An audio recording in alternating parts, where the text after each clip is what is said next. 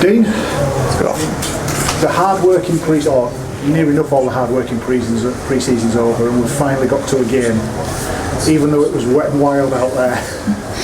Yeah, we're 65-mile-an-hour winds blowing into his face in the second half. I thought the lads really coached it well. They had a good dig.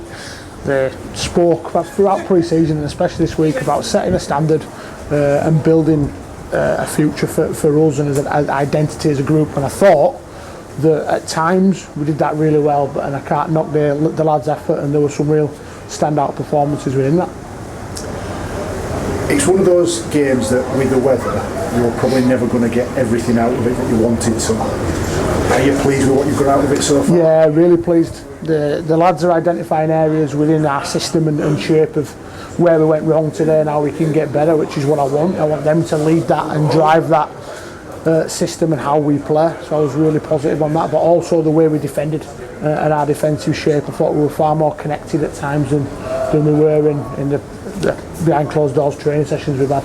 So I was pleased with the way we developed that, and I was just happy to have a look at how we prepped each individual, how they're prepared, can I make changes to them, and I found out a lot, but also I was impressed with what I saw.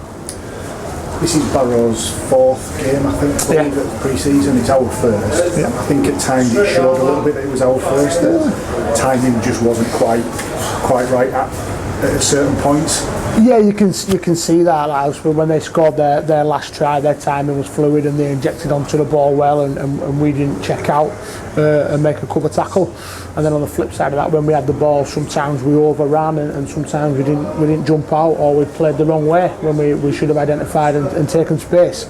So again, they are areas to improve on, but the positive thing for us as a group is they've identified that in the changing room. As a group of performance staff, we didn't have to say anything. We just carried on, and they knew where we have to get better, and they knew how we're going to get better, and that's the important bit.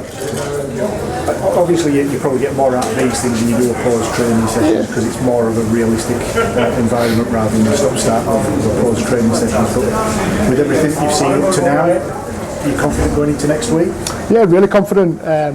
We know a lot about Fev. I know myself and Jacko were watching the games up on the bus, so we know what they're going to give to us. But again, on the flip side, it doesn't really matter what they're going to do. It's how we deal with what we're going to give them and what we present as what we want Hunslet to be in 2024. And I think that's what we're going to see next week, hopefully. And again, we'll get better the following week against Leeds, and again better the following week against Batley. So it's about improving, making sure we're ready to go for the Newcastle and the long League One season coming up. A few selection headaches for next week? Yeah, massively so. I think there's a few lads that have put their hands up, and there's a few lads that should be a little bit nervous now, and they'll have to have a good week in training to make sure that they're in that 19-man squad and get into the 17.